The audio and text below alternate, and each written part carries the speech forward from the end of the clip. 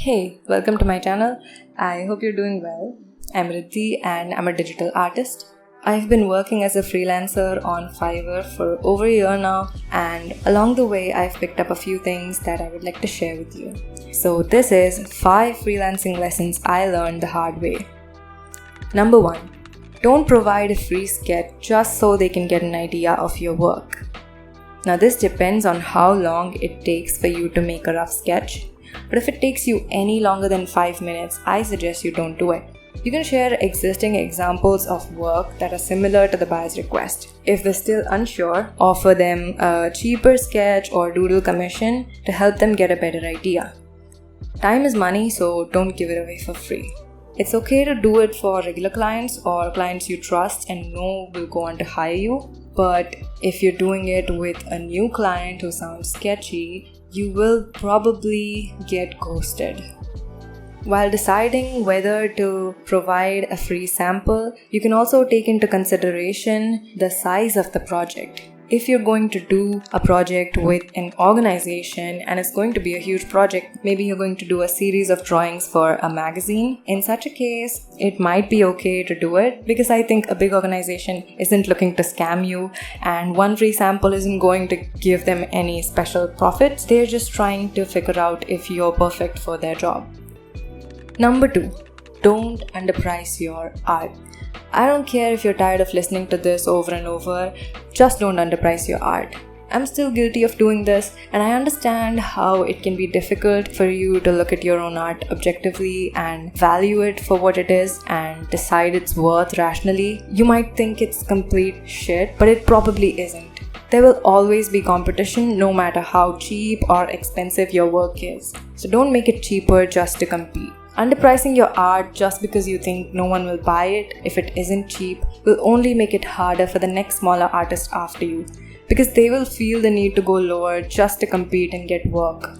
It's hard to set aside your scrutinizing eye and recognize your skill's true worth, but if you don't do it, you're going to hurt yourself in the long run. When I started out, I was selling my fully colored figure drawings for $5 per figure. And I kept telling myself that I was underpricing it so that I could get some reviews first and then I would increase the price, which I did, not because I had gotten the reviews I needed, but because I realized how severely I was underpricing it. Because I didn't take into consideration the 25% commission that Fiverr takes, and so out of $5, I was getting 3.75.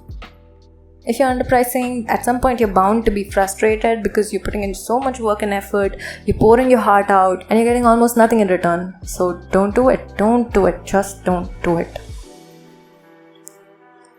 Number 3. You don't have to take every project that comes your way. I'll say it again. You don't have to take every project that comes your way. It's okay to say no. Sometimes you'll get requests that are either way out of your comfort zone or maybe just out of your skill set. You don't have to push yourself towards doing that. It can feel like you need to because you do want to make money, but sometimes it's just better to not take it and move on.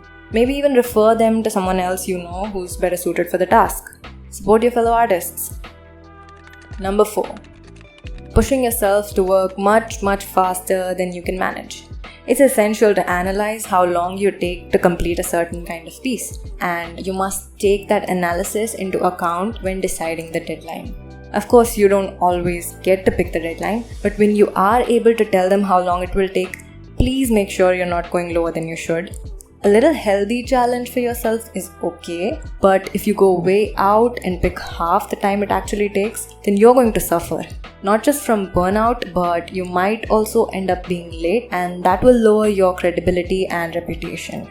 This is not about when they are billing you per hour. This is when they ask you how long it's going to take, including the breaks and everything. So, as a general rule of thumb for myself, I prefer to include a day more than what it would actually take just to be safe. Sometimes you might fall sick, sometimes you just don't feel like working, maybe something else came up, so you need to have a little bit of buffer. That's how I do it. You should decide what is best for you. I have suffered with this one for so long. I was stupid enough to set the delivery time for 3 days, And if I'm being honest with myself right now, it takes me at least 5 to 6 days, including proper breaks, to finish a normal fully colored figure drawing, and I was trying to do it in half the time. So believe me, I was staying up at night, I was working about like 5 to 6 hours on end, and at that time I was making the art with my fingers on my smartphone. This was really toxic and harmful, and I don't want you to do that to yourself. So please do better than me. Take breaks, sit up, stretch your back a bit. Don't stay up when you're supposed to be sleeping. And lastly, number 5, and this is very important in my opinion if you want to make money. You might have been making this mistake so far, so hear me out. Don't immediately offer them the cheapest way out. If they're willing to share their budget first, hear them out. You could be selling yourself short, literally. Sometimes you'll be surprised at what people are willing to pay when they truly appreciate your work. In case they're ready to pay a hell lot more than you think the work is worth, don't go overboard. Just pick a price that's profitable but not so hefty that it makes you nervous about your work not matching up to it. Be patient, and if you end up in a spot where you must state a price first, give them a fair one but not an underpriced one. This happened to me last week. I was supposed to send in a custom offer, and instead of asking them how much they would be willing to pay, I told them that their cheapest alternative was the basic package. And when I was supposed to send the offer, I selected $5, which is the basic package, and I heard a notification sound right before I was going to send it, but I thought it must just be a text. And turns out, after I sent it, I saw their special offer request where they stated their budget to be $20. So I could have asked for more than $5, but obviously nobody's going to refuse a cheaper offer unless they're an artist themselves, or maybe they're close to an artist and they understand how much effort and love we put into our work. So these are 5 things that I've learned freelancing throughout the last year, and obviously I've learned a lot of other things that I would love to share with you. So please let me know if you would like to find out.